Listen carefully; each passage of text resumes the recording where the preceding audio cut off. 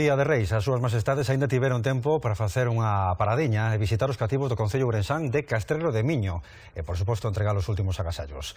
Alí organizáronlles unha festa con chocolate e rosca. No coche da Protección Civil e dos veciños, así chegaron os Reis Magos a Castrelo de Miño. Antes de volver pro Lonxano Oriente, pararon para visitar os cativos e con eles chegou unha chuvia de caramelos e agasallos.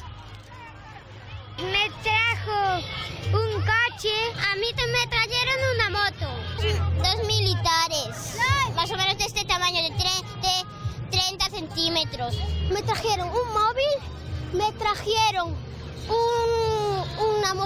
una moto. Los reyes me acaban de regalar piezas. ¿Piezas de qué? De Lego. Y muchos.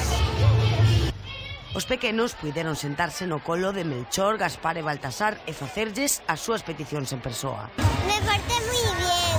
Si éramos buenos e esas cosas. E despois deronnos un regalo.